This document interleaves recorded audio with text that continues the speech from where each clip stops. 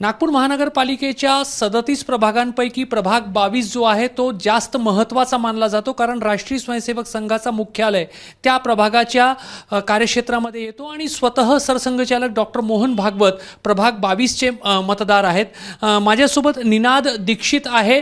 निनाद स्वतः बालवयापासून स्वयंसेवक राहिलेला आहे आणि निनादने त्या प्रभागातून आपला उमेदवारी अर्ज जो आहे दाखल केलेला आहे। मात्र निनाद भाजपमधून उभा झालेला नाही, तर फॉरवर्ड ब्लॉक या पक्षातून उभा झाला आहे। निनाद, कुठेतरी भाजप एक स्वयंसेवक जो आहे तो भाजपमधून उभा होईल असं एक स्वाभाविकरित्या अनेकांना वाटू शकतो, मात्र तू फॉरवर्ड ब्लॉकमधून उभा होतोय। आणि माझी उमेदवारी ही मी नागरिक समिती प्रभाग 22 याच्याद्वारे केली आहे आणि ही नागरिक समिती आम्ही साधारण 2-3 महिन्यांपासून या क्षेत्रामध्ये तयार केली आहे। त्याचं एक संघटन तयार केलं आहे, एक संघटनात्मक संरचना तयार केली आणि फॉरवर्ड ब्लॉकने आम्हाला चिन्ह दिलं आहे। म्हणजे आम्हाला चिन्ह जे हवं होतं ते कुठेतरी आमच्या या ॲक्टिव्हिटीला सूट करणारं असं हवं होतं। म्हणजे आम्हाला कपाट, कब्बशी आणि नारळ असे चिन्ह नको होते। आमची इच्छा होती की असं चिन्ह मिळावं की जे आमच्या या प्रयत्नांना साजेसं राहील।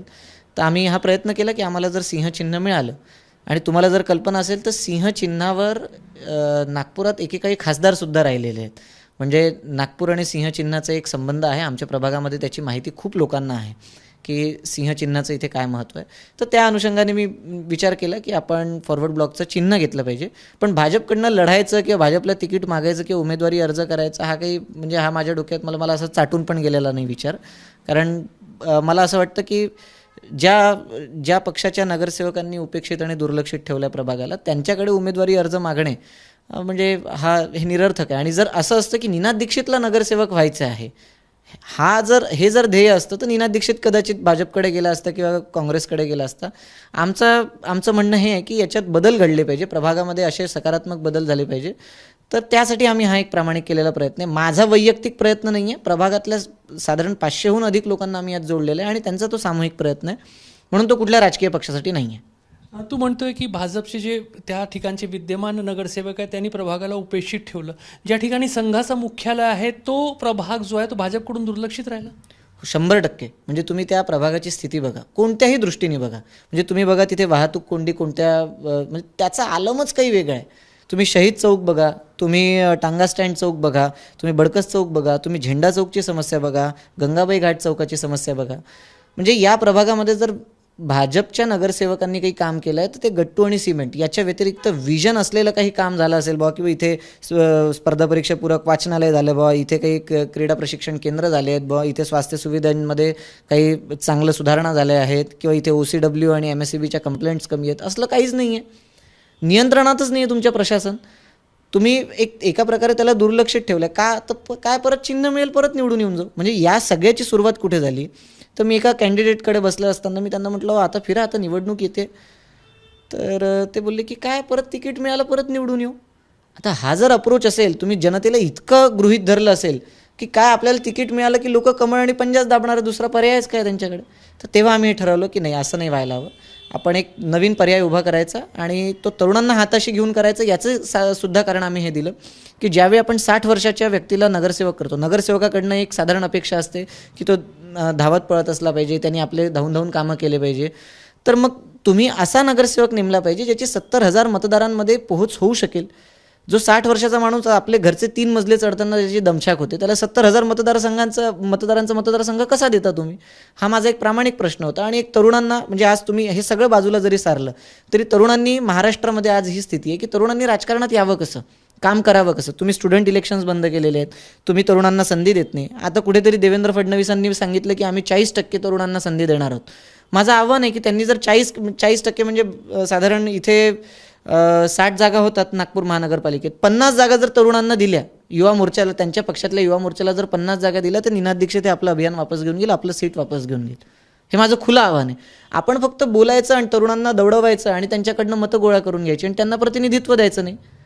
मग असा आम्ही जेव्हा अप्रोच पाहिला तेव्हा म्हटलं की आपली व्यवस्था आपण तयार केली पाहिजे आणि आम्हाला चांगलं समर्थन मिळतं आहे।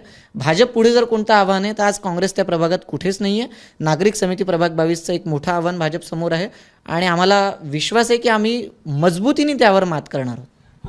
जे नगरसेवक अनेक प्रभागांमध्ये 3-3, 4-4 टर्मपासून नगरसेवक आहेत किंवा 3-3, 4-4 टर्मपासून किमान निवडणूक लढवत आहेत, ते बाजूला होणार नाही म्हणून तरुणांनाही संधी मिळणार नाही, अशी पण एक कुठेतरी ट्रॅफिक जॅमची स्थिती झाली आहे. नाही, निश्चित झाली. आणि तुम्ही एक लक्षात घ्या की आपण जेव्हा ती एक सीट धरून बसतो तेव्हा मागे आज आमच्या प्रभागामध्ये आज भाजपची स्थिती तुम्हाला सांगतो, 70 लोकांनी तिकीट मागितलं. मी ज्या गटात निवडणूक लढणार आहे, भाजपला साधारण 27 लोकांनी तिकीट मागितलेलं आहे. आता इलेक्शन पण मोठ्या कालावधीनंतर होतं आहे, त्याचे जे काही कारणं असतील ते बाजूला आहेतच. पण मग अशा वेळी आपण परत त्यांनाच प्रतिनिधित्व द्यायचं, संधी द्यायची, कुठेतरी आपले सोशल इंजिनिअरिंगच्या नावावर जातीय गणित मांडत बसायचे आणि तरुणांना बाजूला सारायचं. तरुणांना पण त्या दृष्टिकोनातून पाहायचं की याची जात काय, याचा धर्म काय आणि याचा पंथ काय. तर मग ही व्यवस्था पाहून आम्ही कुठेतरी एक थकलो आणि आम्ही हा विचार केला. आणि हे भाजपसाठी म्हणून नाही, हे सगळे पक्ष असं करतात, भाजप म्हणून नाही, सगळे पक्ष सरसकट असं करतात. आम्ही म्हटलं की या निवडणुकीमध्ये आमची काय क्षमता पुरते, तर आम्ही एक प्रभाग लढवू शकतो आणि तो दमखमनी लढवू शकतो. तर आम्ही तो पूर्ण एक आमचा जी शक्ती आहे, जी संसाधनं आहेत, जी आमच्यात ताकद असेल ती पूर्ण लावू आणि प्रभाग 22मध्ये हा लढा आम्ही जिंकून पाहू. एक तरुण स्वयंसेवक जेव्हा संघाचं मुख्यालय असलेल्या प्रभागातून उभा राहतो आणि भाजपच्या उमेदवारांच्या समोर उभा राहतो, अनेकांना हे बंडखोरीसारखंही वाटू शकतं. नाही, बंडखोरी ती तेव्हा होईल ज्यावेळी मी भारतीय जनता पक्षाचा प्राथमिक सदस्य असेल. बंडखोरी कधी होईल, म्हणजे आता तुम्हाला माहिती आहे की महाराष्ट्रामध्ये एक जेव्हा शिवसेनेचं सगळं हे प्रकरण झालं की शिवसेना फुटली, त्यावेळी काहींनी म्हटलं की हे बंडखोर आहेत. पण त्यांनी एक शब्द दिला, तो आम्ही शब्द इथे वापरू शकतो, तो म्हणजे आम्ही हा उठाव केला आहे. हा उठाव आहे, ही बंडखोरी नाही आहे. आणि आम्ही त्याचे प्राथमिक सदस्य नाही, मी भाजपला तिकीट मागितलं नाही, त्यांनी मला नाकारलं नाही. आणि मी माझी व्यवस्था कदाचित भारतीय जनता पक्षाच्या कोणत्या नगरसेवकांनी सुरू केली असेल, त्याच्या आधीपासून सुरू केलेली आहे. पण राजकारणात अनेकांना वाटू शकतो, स्वयंसेवकाला जर निवडणुकीच्या माध्यमातून राजकारणात जायचं असेल तर भाजप एक नॅचरल चॉईस राहू शकतो. नाही, तुम्ही आता माझी आयडेंटिटी फक्त स्वयंसेवक म्हणून दाखवतायत म्हणून कदाचित आहे. मी कदाचित जितका वेळ शाखेच्या मैदानावर घालवला असेल त्याच्यापेक्षा जास्त वेळ मल्लखांबाच्या मैदानावर घालवलेला आहे. माझ्या अजून बऱ्याच आयडेंटिटीज आहेत. पण कारण एक कारण आहे की सामाजिकदृष्ट्या तुम्हाला सांगायला हे सोयीचं असतं की हा एक स्वयंसेवक आहे. आणि स्वयंसेवकाला मी तुम्हाला निश्चित सांगतो, बघा, मी संघाचे शिक्षा वर्गसुद्धा केलेत आणि मला यात कुठेच असं लपवालपवी करायची नाही आहे. पण संघाने कधीच ही भूमिका घेतली नाही आहे. किंवा मला आता मी अर्ज भरल्यानंतरसुद्धा मी तुम्हाला सांगतो की माझे कधी काही मुख्य शिक्षक राहिलेले, कधी माझ्या संघ शिक्षा वर्गाला शिक्षक राहिलेले, यांनी मला अभिनंदन केलं आहे फोन करून.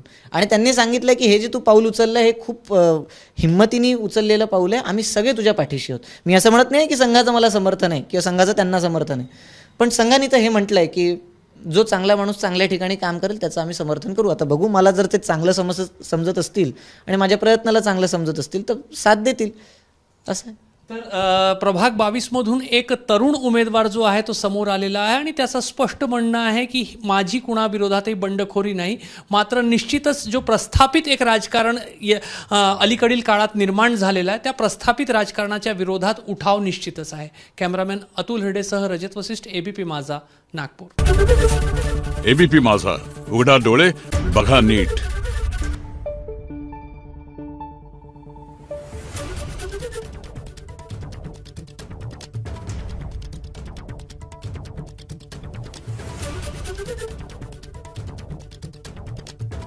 Thank you.